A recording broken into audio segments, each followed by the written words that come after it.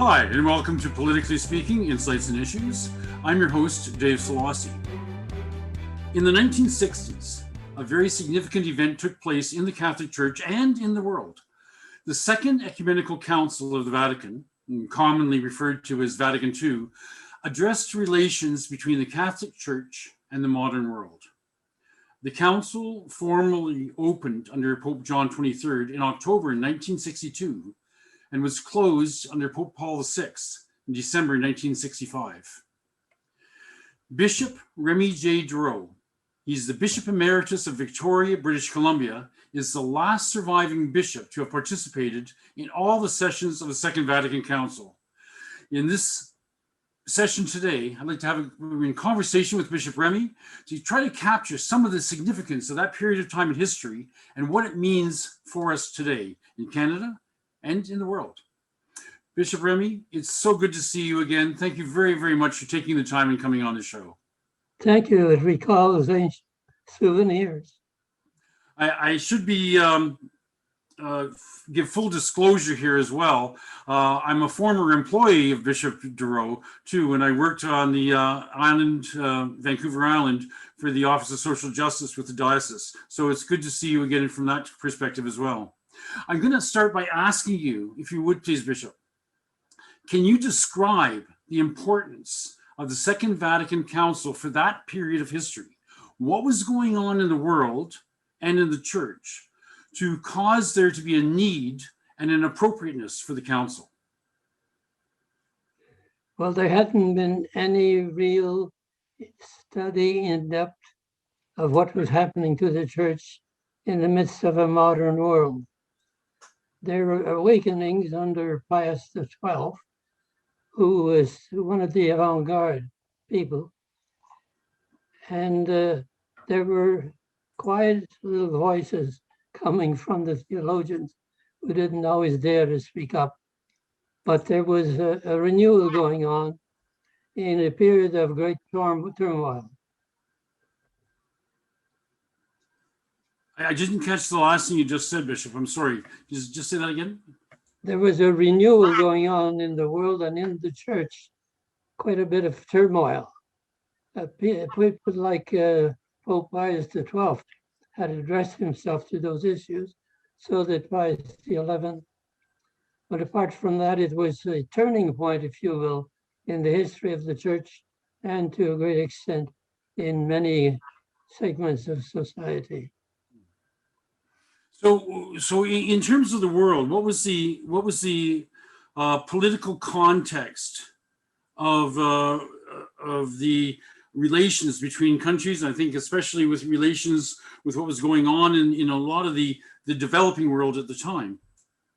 Yes, we'd had the world war, and many societies were trying to come back to normal.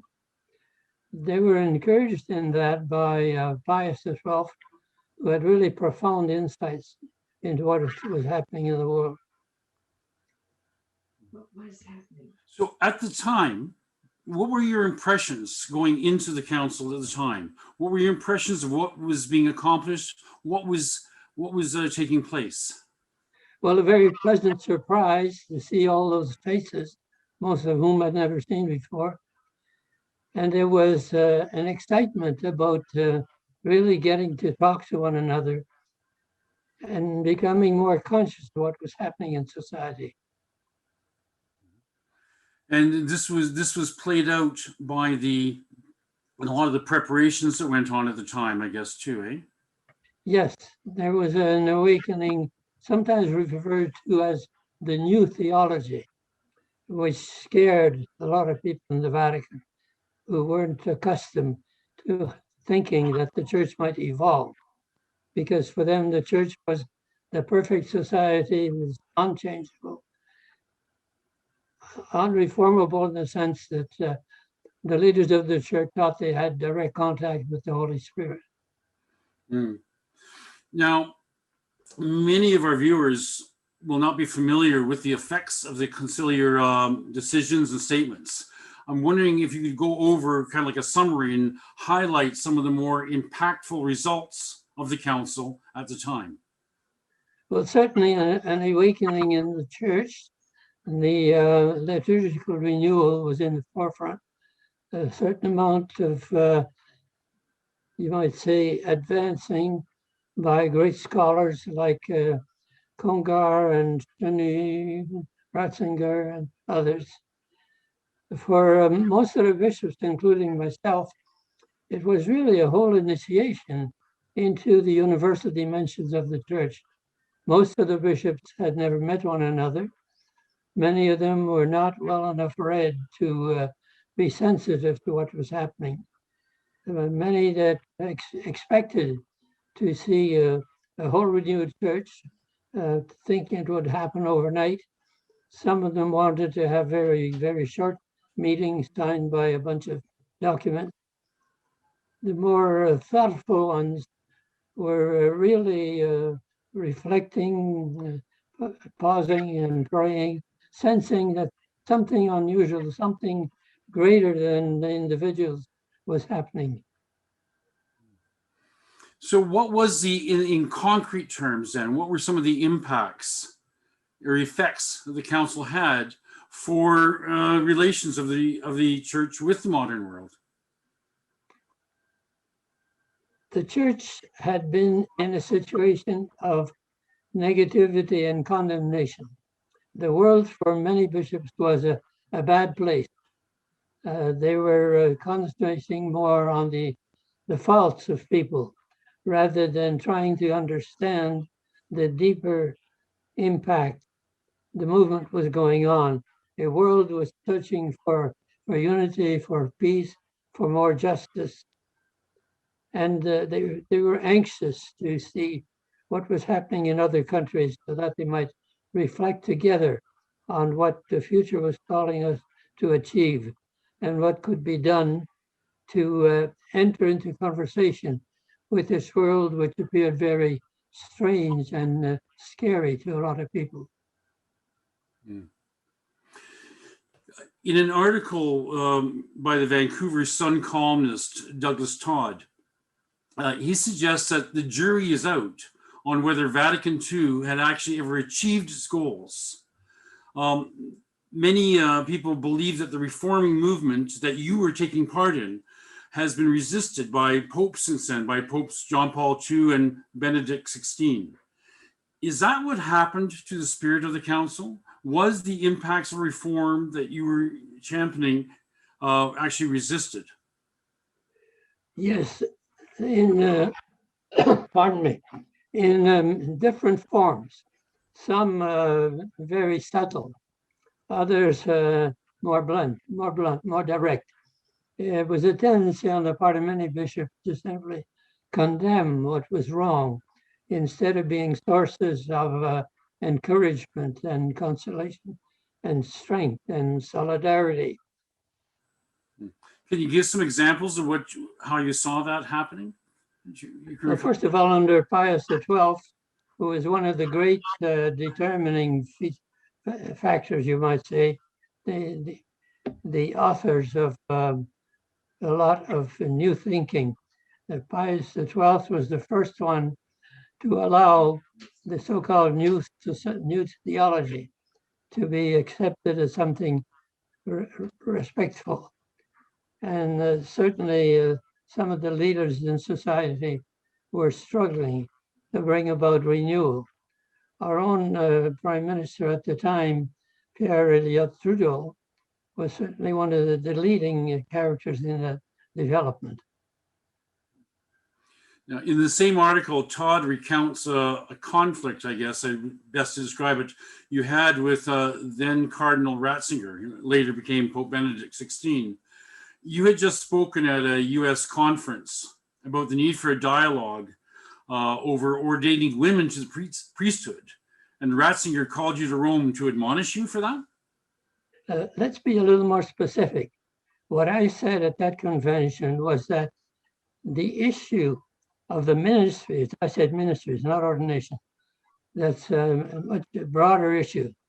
The issue of the ministries of women in the world and society was of such importance that it merited the communal spiritual discernment communal spiritual discernment of the whole people of God, not just the hierarchy. I think that's what rubbed them the wrong way, the thought that the members of the church could have anything to say in the future of the church. So was it an admonishment that Cardinal Ratzinger at the time gave? Yes, rather severe. It surprised me because it was direct instead of a dialogue about what's happening in the world. He was basically telling me that I shouldn't speak. So later on, there came a formal statement from the Vatican declaring that the matter of the ordination of women closed. Are you responsible for them issuing that order then? No, I wasn't. Do you find it strange though, at this time, that the Vatican in its revised penal code is including a law against women's ordination, specifying automatic excommunication for anyone who attempts, using quotes here, attempts to confer a sacred order on a woman, and the woman who attempts to receive. Is that not inconsistent with where we've been going over the last number of years since that meeting you had with Cardinal Ratzinger? Well, I certainly found it was inconsistent.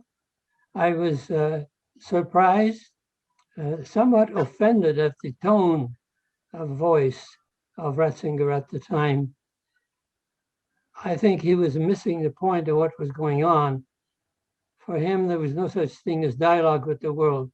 It was just direct condemnation and strict instructions to women not to speak up and to be good little girls. So to me, it was not in keeping with the times. I found it offensive to be addressed the way he addressed me. After all, I was one of the bishops.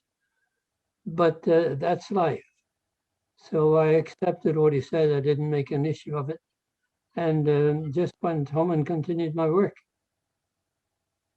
Now, one of the things I do want to talk about with you too is one of the major impacts on the church in Canada was the importance of Vatican II, I'm referring to now, was the importance given to national and regional conferences of bishops and the subsequent creation of different bishops' commissions, like the Social Affairs Commission of the Canadian Conference of Catholic Bishops.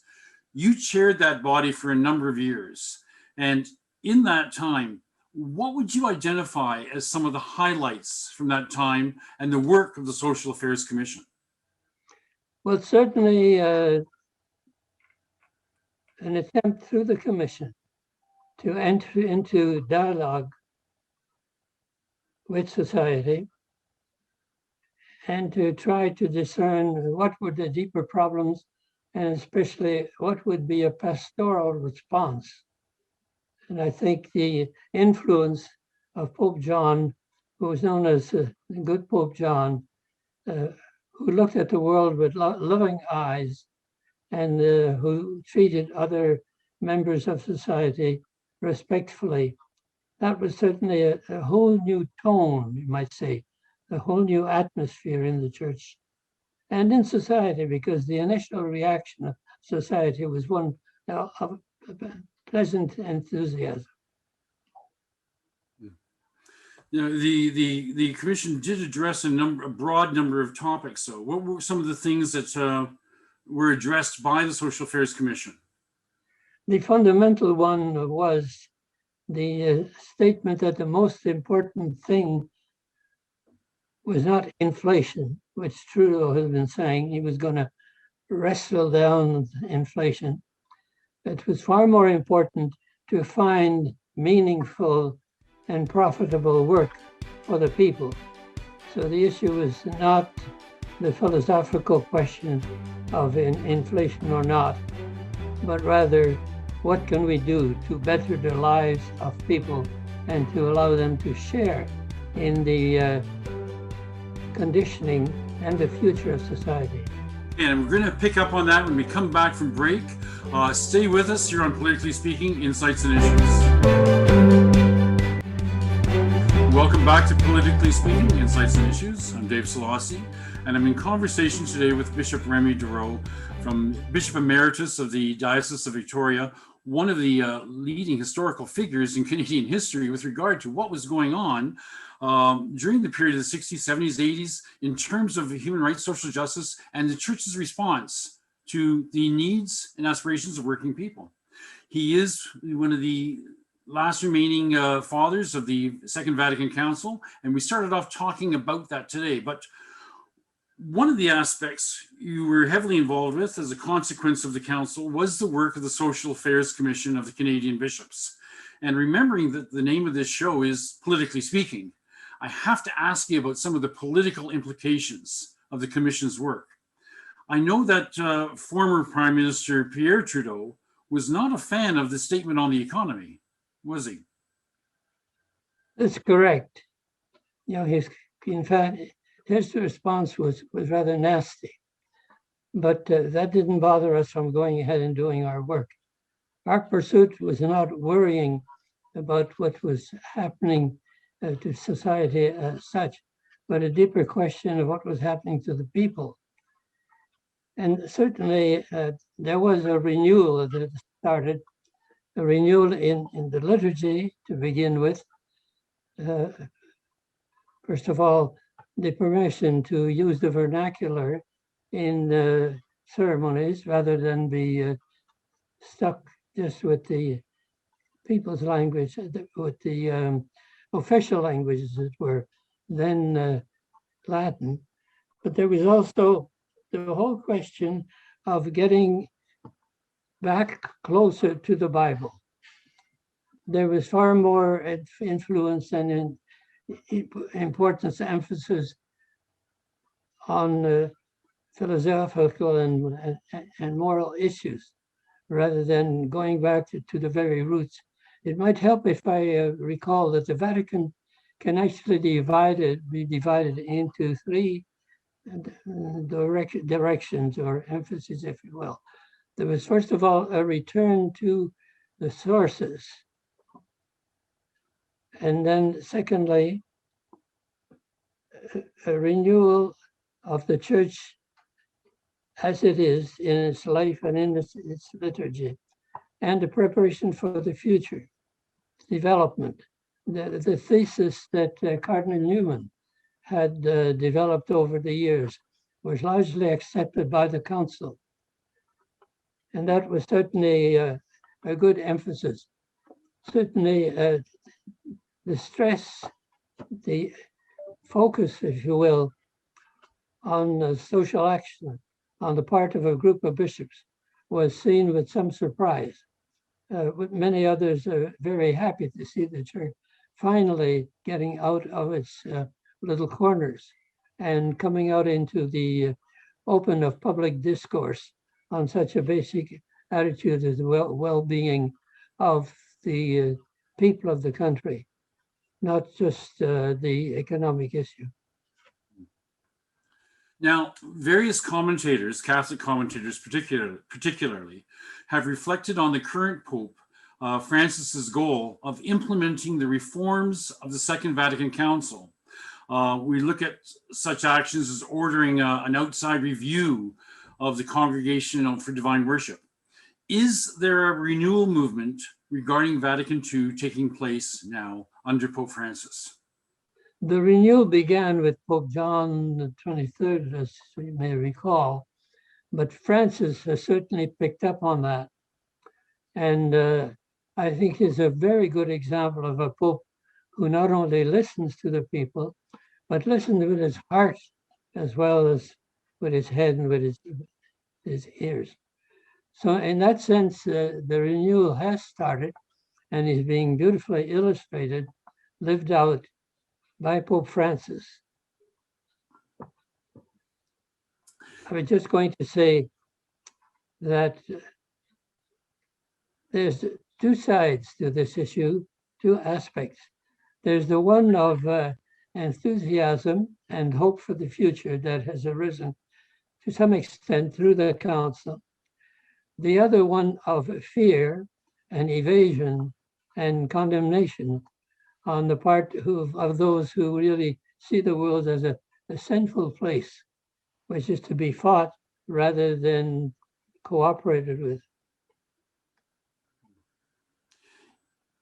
The opposition that we see to Francis's agenda in some circles, particularly in the United States, is that really just a continuing opposition to the reforms of Vatican II that are being played out?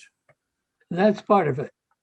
But it's also a vocalization of coming out into the open of those people who really don't believe that the church should be listening to the people.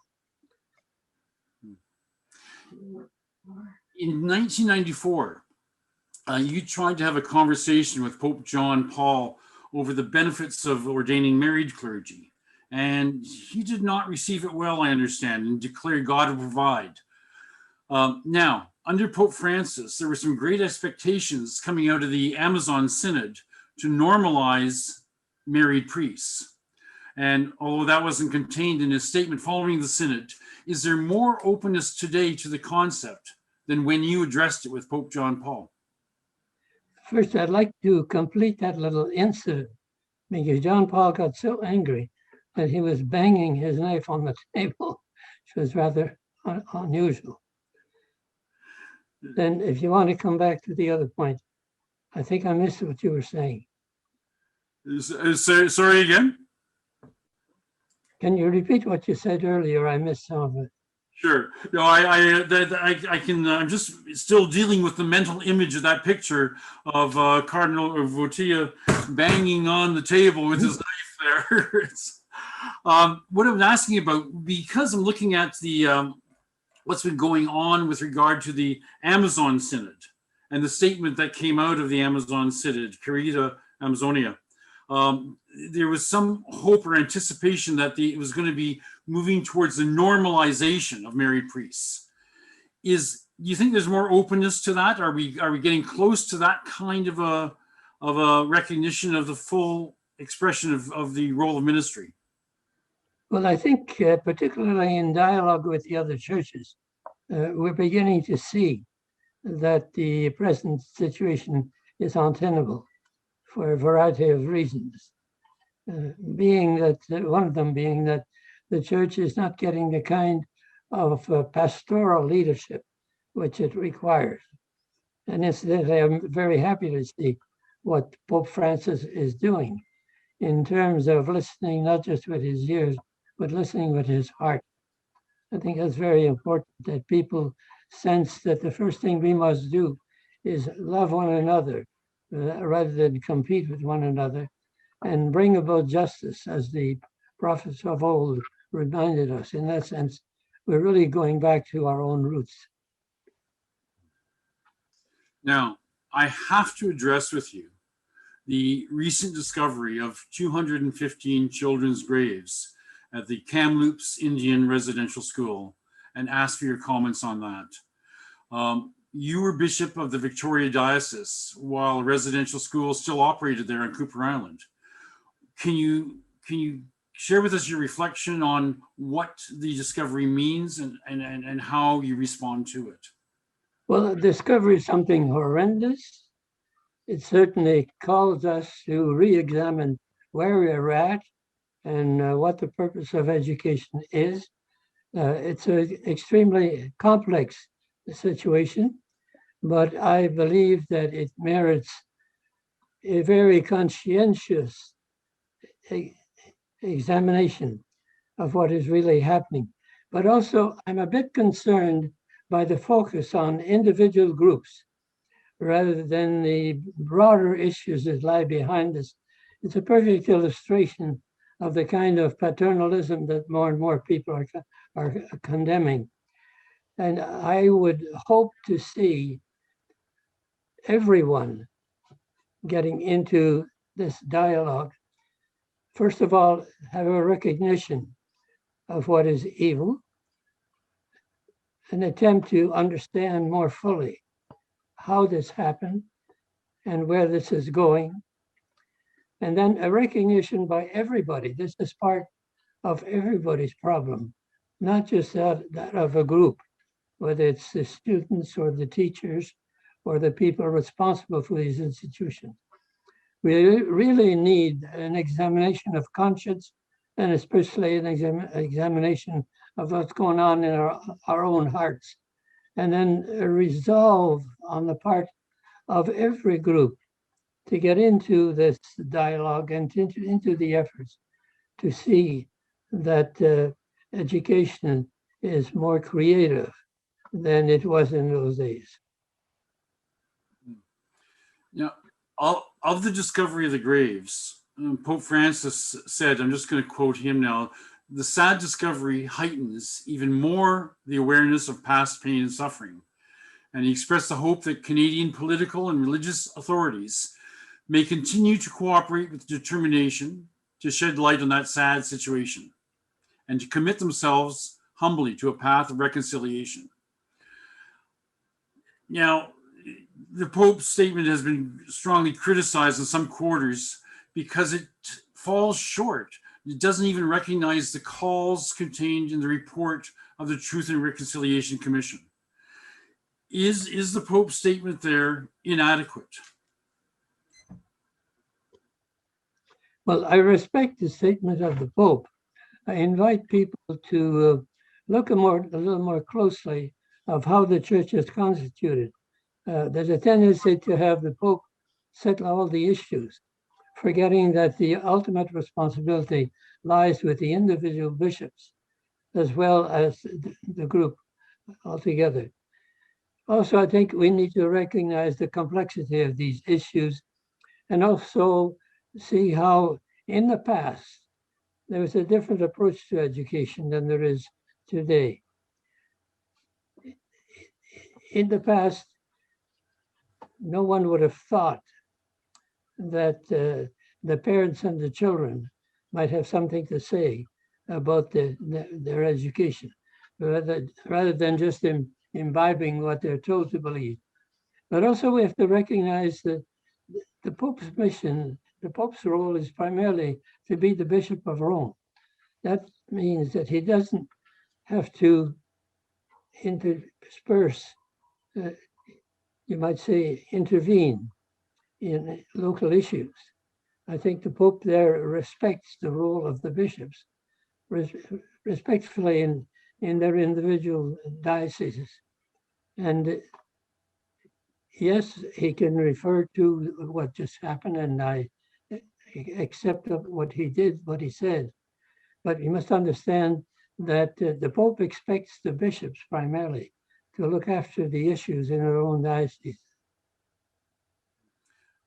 I understand completely what you're saying in terms of the organizational structure within the church, and each bishop is responsible within their own diocese.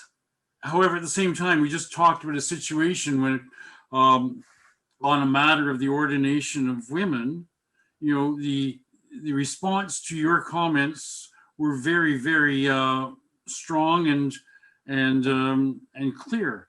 It seems on certain aspects, the church is fine with speaking out globally on issues, but is this simply an excuse to avoid taking full responsibility for some of these violations? And by full, I mean because it was administered in that way. I understand that 2 cardinals from Canada went to Rome and, among other things, discussed those issues with the Pope. But I don't know, pardon me, I don't know personally what was said there or what the agenda was.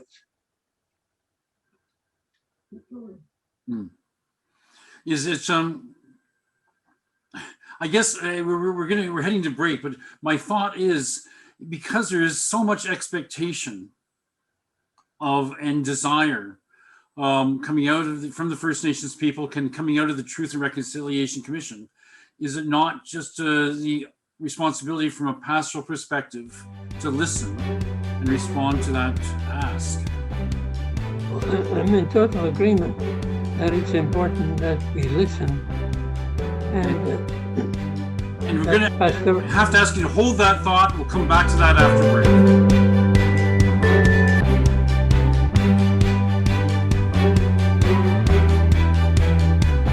Welcome back to Politically Speaking. I was talking today with Bishop Remi De Roo, Bishop Emeritus of Victoria, BC, key figure in Canada's development and church history within our country. And we're just talking about the horrible discovery of the 215 graves at the Kamloops Residential Indian School. And Bishop De Roo was just referring to talking about the question of the Pope's statement, the Pope's role, the Pope's apology. And I brought up about the request from the Truth and Reconciliation Commission, that be one of the steps necessary to initiate reconciliation. And I was asking, are we not listening to what the First Nations peoples are asking? Why would an apology be so difficult to achieve? Bishop? I really can't speak to that directly, but it is a complex issue. First of all, not every diocese had residential schools, so they wouldn't be expected to insert themselves directly in these, which are primarily local issues. But there is a broader dimension also that covers the whole of Canada and should be the subject of a dialogue with the leaders, not only the bishop. Once again, we're into that pattern of depending on the bishops for everything.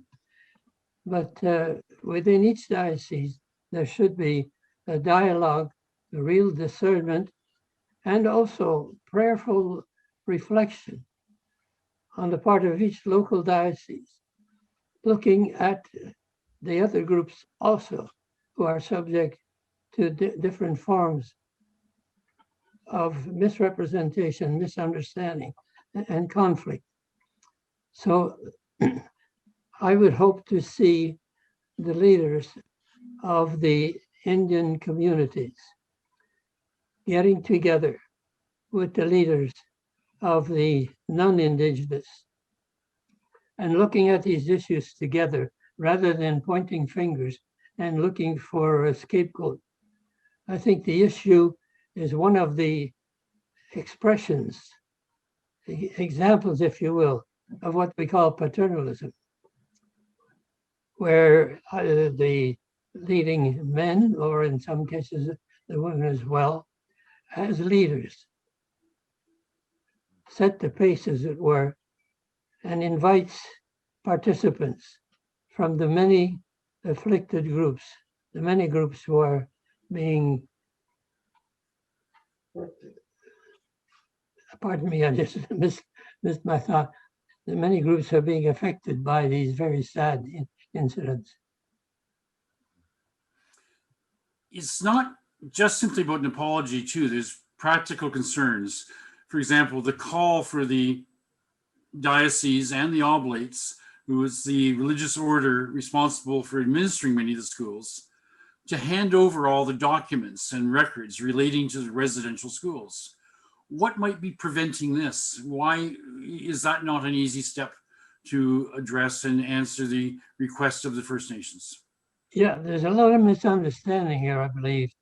First of all, I'm given to understand that the vast majority of these documents have been handed over, more than most people realize. I don't think there's that much left, which is pertinent to the issues, which still needs to be accomplished in that sense. Okay, I want to switch gears completely now for a while. Well, not completely, because we're still talking in the context of the Second Vatican Council that Bishop De Roo was part of for all the sessions. That momentous event that changed the shape of the church in Canada and in the world. But so much of the membership of our society, and certainly of the church, is born after those events took place and have no recollection of what a pre-Vatican II church was like. So I've asked a person to kind of represent the youth perspective to talk about what that impacts meant to her age group, her generation. Bernadette Connors should be well known to a lot of our Georgina viewers. She's a Georgina songwriter and recording artist, deeply rooted in the family-owned business, music business, and their gift of music ministry to the Georgina parish. She represents that larger segment of people that don't know a pre-Vatican II church. Bernadette, welcome. Thank you very much for coming on. Good to see you. Thank you. Thank you. It's nice to meet you, Bishop Remi. Thank you, Dave. And congratulations on your new release as well. Thank you so much. Well, you were born after the impact of the Second Vatican Council was in place. Can you describe your experience of the church and what those impacts meant for you and your family? Well, I will say I was blessed with the opportunity to participate in music in church with lots of joy. My mom and dad, I would say, were spearheaders in kind of being radical and adding things like drums and electric guitars and horns to the music in the choir at our church. So by the time me and my three older brothers were all performing or playing music and sharing our gifts with the church, my parents had already kind of developed their joy of music in church. They actually fell in love playing music together at church. So there was a lot of love, community, and excitement growing up in the Our Lady of the Lake Catholic Church in Georgina because of that. That experience has been probably instrumental in the joy that my brothers and I seek to bring to audiences secularly in our music now, I would say.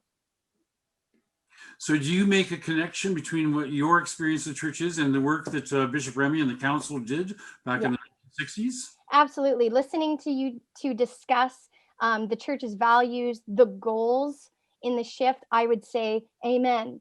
That shift in my life directly growing up, especially as a young Catholic practicing the faith, I can see where Vatican II had a fantastic impact.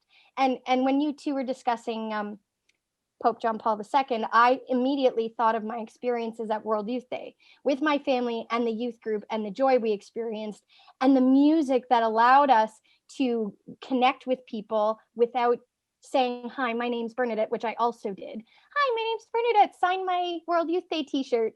But also there was a mass amount of community and togetherness, which made us powerful as Catholics, right? As young Catholics, we felt we can make a difference and make an impact in the world for sure. Bishop, I just want to ask you about how you respond to hearing Bernadette speak. Is this the kind of church that you were seeing at the time, envisioning coming out of the discussions at the council? Yes. I meet with young people in a number of situations and venues. And I like very much what Bernadette has just said. I also want to comment on the role of music in the liturgy. Good music is critically important. It's essential to good liturgy because good music helps people to enter into those deeper realms and the beauty of expression through music.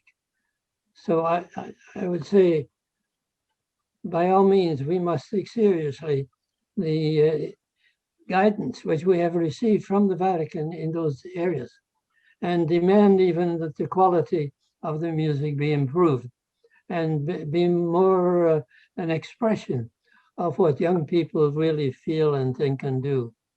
I think young people are already showing us where the church should move. Bernadette, does that capture where you're at? I mean, ask you that when you describe your experience, though, too. I didn't want to put too much responsibility on you, saying you represent your whole generation. yeah. I wonder whether a lot of your contemporaries share the same kind of feelings that you're describing. I would say no. And the reason is I describe my parents as a blessing because yes, we're musicians, our whole family, but that was the focus in kind of getting us. My parents understood that if we had a purpose to participate in, if my brothers were altar servers, which I was not allowed to be, right? At the time, that was a big thing. I wanted to be, and they were, right? That was still controversial. So I would sing with my mom, and I would also put the words up with my brother Joe for the parish to be able to sing the words when I was super little. And so the one thing my parents understood was giving us a reason to go to church that was about serving the community within the church, allowed us to understand what an act of service was at a young age. And then, of course, within our family's business, understanding that teaching is an act of service, which I believe the church understands that, because, of course, our leaders are teachers, and that's an act of service, right? So what I would say is I currently am not a practicing Catholic because of the confusion I've experienced in trying to learn as an adult, right? I think that there was a lot of great progress made with Vatican II's movement, but I think hearing the conversation, just what I'm hearing come to me, I would say it sounds like people didn't want it to happen, and that means some of those people's views got seeped into the way it was taught. And I know that from teaching music, like I've been a music teacher now since I was 13, and I've seen what a bad music teacher can do to someone's joy of music, which is something we should all have the right to participate in any capacity. So if I've seen the detriment of that in the context of music, which is just a gift from God that we all connect with, then I would say it does seem a similar thing has been happening within the Catholic Church, I would say. So, Bernadette, and going back to my other question, that a lot of your contemporaries may not share the kind of perspective that you were privileged or gifted to grow up in. As a young person, what do you see needs to be done within the church community, within the broader Canadian Christian context, to make it into a more inviting community? In other words, what parts of the Vatican II experience haven't yet been fulfilled from your perspective? I don't think the positive voices are loud enough. I'll say that. Like, I think voices like Bishop Remi need to not be silenced. And it sounds like at the time that his voice could have actually been more powerful than maybe people who were louder than him. And I know that in my career or in society in general, negative voices tend to be louder than positive voices. And I'm not sure where that comes from, but what I do feel is that negativity, when it's rooted in fear, is likely not God. Is likely not God, I should say. Not in my spiritual practice, not in my understanding. But if it's rooted in love, and people's voices are rooted in love, and there's less fear, there's so much less fear, and I know that because I've worked hard on my relationship with love, and to me that means God. Bishop Remi, is there anything you'd like to add to Bernadette's perspective? Or no, I couldn't agree more. I think Bernadette has really hit the proverbial nail on the head, as we used to say. I particularly like the fact that she's looking into the future also. And she understands the real meaning of liturgy and of music. It's very encouraging to see this happening among more and more young people. Thank you. That means a lot. Thank you. Well, I think this it's a great moment too, because what we're seeing here is like the richness of our history. That is, Bishop Remi is a living embodiment of, and we're also talking about where the future of the church is, the future of our society is, in bringing all together through music, in love, in the person of Bernadette. So thank you very much. I can't help but remember Bernadette. Like, you helped me remember my own upbringing too, because my dad took us all up to be part of the choir during all the masses when I was young. Except at that point in time, we were singing only Gregorian chant. And singing it all in Latin. Not sure I ever completely understood at the time as a kid what we were singing, except that we wanted to do it. Mm-hmm. Stay with us after break. We're going to be back with Bishop De Roo, looking at where we're going from here. This is Politically Speaking.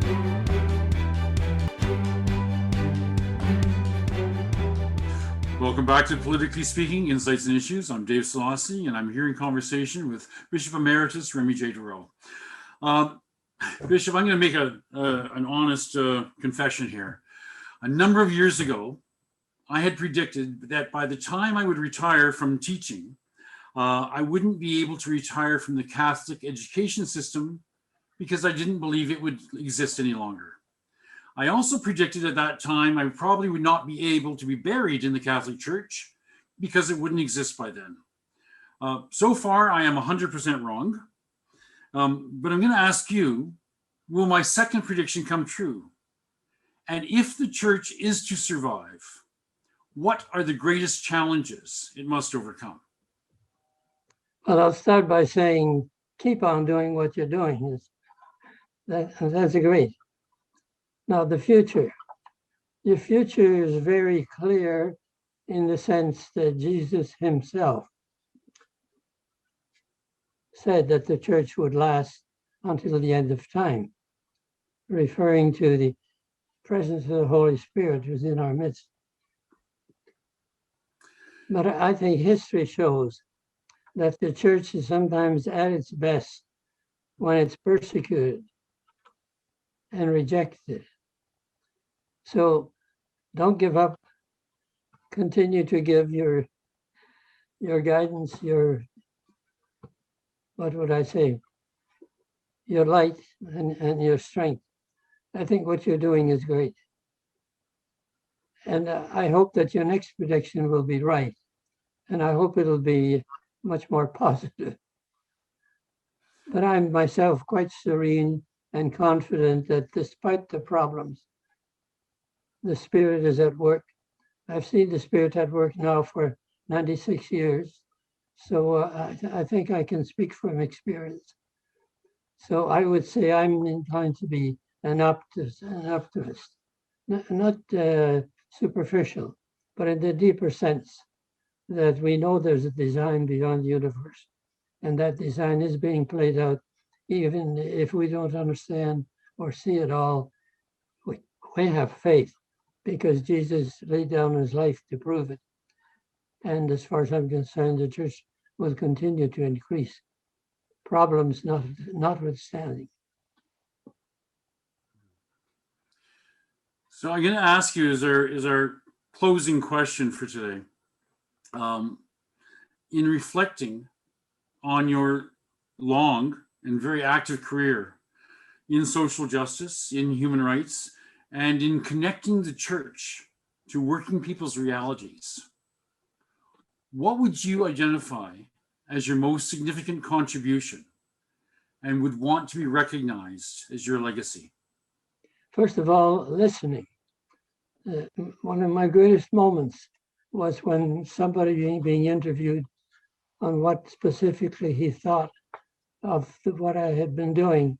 And what struck him was particularly that I was a listening bishop, which means that I believe in the presence of the Holy Spirit. I believe that the example of Jesus Christ through the power of the Holy Spirit is continuing on. So we have only to continue to speak up as you are doing, and our young people like Bernadette, and know that as long as we pursue the road of justice, peace, and truth, we're on the right path. And if we stumble occasionally, that's perfectly human. Jesus himself had his fall on the way to the cross, but he triumphed because the power of the Spirit, and we can call on the Spirit to guide us, to continue strengthening us. Well, thank you. So we started the show by talking about the historical opening of the Second Vatican Council and the dramatic changes that had on the structure of the church and its relations with the world. So certain groups today are calling for the time is right for a third Vatican Council. How do you respond to those voices? Do we need now a Vatican III?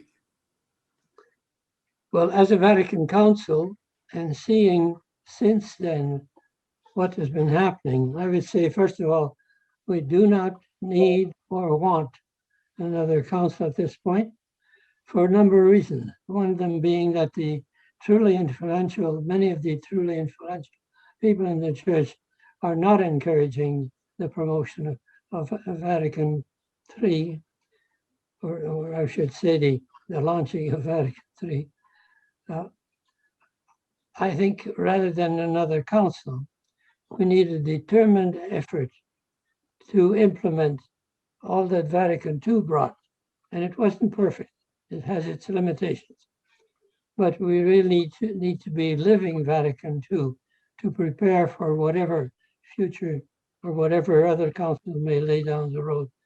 I don't see the necessity for quite some time, but I really do see the necessity for living the council. And that applies to every one of us, not just one group. And how will we make that happen to live it again?